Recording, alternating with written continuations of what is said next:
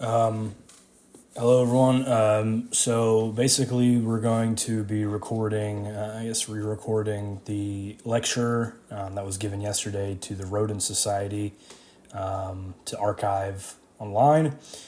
So I'll just hop right in. This is the Slanted Commune. This is our Kickstarter presentation, our first lecture. So what is the Slanted Commune? We're still kind of figuring out what we are, but we do know that the initial reason for this group was out of love. Love of what exactly? Love of the game. So we wanted to get cool people to come together and really, really have a passion for improving something, for sharing ideas and whatnot. But so today I'm basically going to talk a little bit about the group and then jump into the competition that we just launched a few days ago. But essentially, this kind of idea started when I realized that I wanted to do something. I wanted to do a project or something to keep me occupied while I was working my 9 to 5. So I was in the car ranting to my friend. I'm tired of ranting. That kind of would pop this idea into our heads, and this is where we started the group. So basically, I do care about architecture. I do love art. I love all of it, and I wanted to make something where people can get excited about these things again. And that's where, this group was born. I was leaving my grandparents' house. I just went home and started making some flyers. Didn't really think much about it, didn't plan it too much because I wanted the group to just be spontaneous and come out of nowhere. And this is kind of where we started. But then I realized, this isn't about the competition. It's about something else. It's about, it's about bringing people together, learning about what people enjoy, and through that collaboration, this interdisciplinary collaboration, we're able to push something further. So we have artists, we have architects, we have musicians, we have other types of designers, people that really love the arts. So essentially, this competition is still very active, and it's going to be. It's going to be used as a way to get us started and to really, bond over something and do something cool. So basically, I realized all of these groups and these clubs are really unique because of the people and what the people love. It's not, we're not new. This isn't trying to be anything new. The group will mold itself and kind of create a unique perspective and unique set of values through the people. But we don't care if you you enjoy knitting scarves for people. Maybe you enjoy graffitiing major corporations' buildings. We don't care. We just want you. We really, we just want people to kind of enjoy, coming together and doing what they love. This is just a to-do list. Basically, yeah. Coming up soon, we're going to be having a lecture by this guy, friend Tucker. He's going to be discussing his life recently and his hike for a few months from Blacksburg up to upstate New York. So that'll be cool. We're doing a members gallery right now. It's a digital archive. We just want to have a place to store the work. It's been growing pretty fast, and we're looking forward to the completion of that exhibition. Another friend, Ian, is going to be talking about his typical stuff that he talks about, so that'll be fun. And then we want this to become more about the group, and we want the people to form their own things, so that'll be fun. But yeah, we still got a lot to work on, and this is whatever. But so basically, the bulk of this conversation is going to be about the competition. And I'm mainly just going to be talking about the site narrative that was written for the brief and giving you some context into that so you can learn a little bit more about the competition and, why we're doing it and everything. Basically, I'll just jump right into that. So again, it starts off with a story. We wanted to give the project brief some sort of meaning. So to start off, basically, there's this dude. He lives in a slum with his wife Kim. He happens to be the mayor of this town.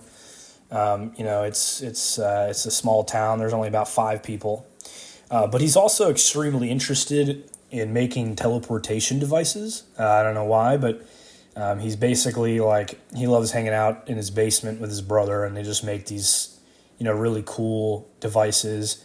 And the one that they made recently, his brother created a new high-end motherboard system, but only his brother knows how to use it and make it. So anyway, a few days later, the mayor is sleeping in his bed, and he wakes up from this sound that comes from the basement. It's pretty loud, and he goes downstairs and he sees that his device that him and his brother built was gone. It's not there anymore. He remembers it there, and it's not there, and it had actually been stolen.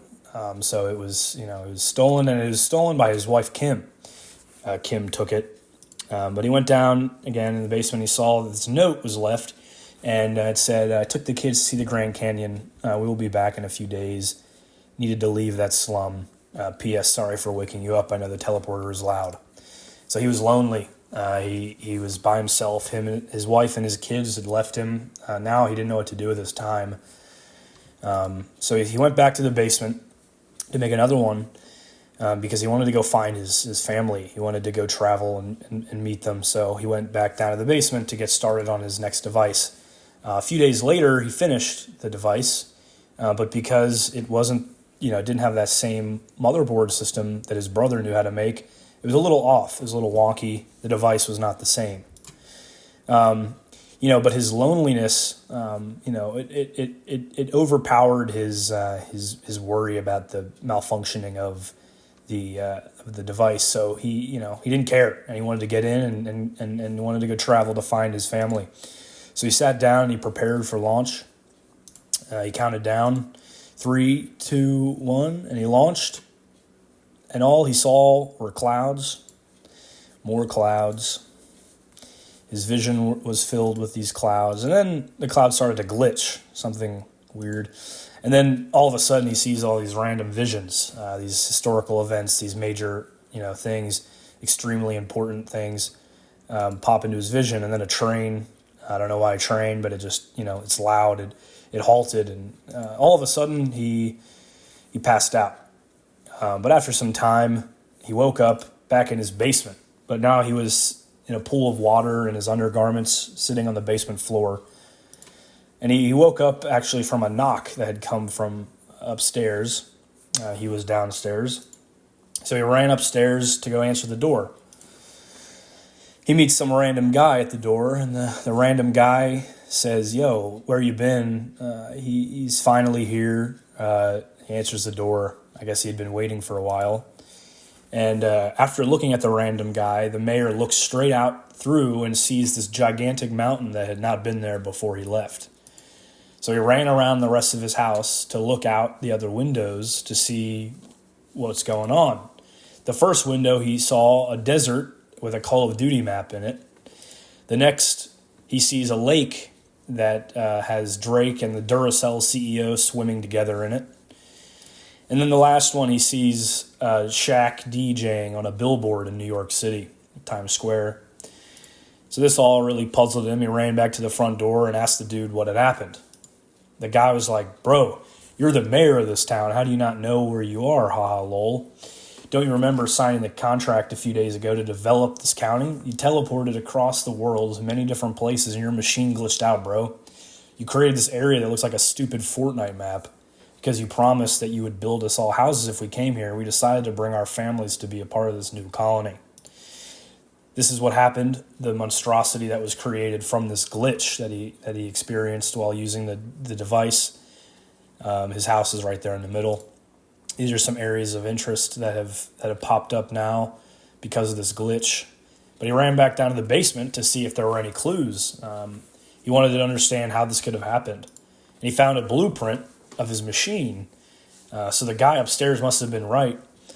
His teleporter glitched, and he ended up creating a collage world where the places he accidentally traveled to were all copied into his return flight. So when he came back, they just kind of formed this, new wonder of the world. And it vomited itself out because that's all it could do, and it caused him to be really lonely and sad. And, he didn't leave the house because he was like, what the heck happened? How could this have happened with the machine? It was, we thought it would work, but it ended up creating that monstrosity that he now lives within.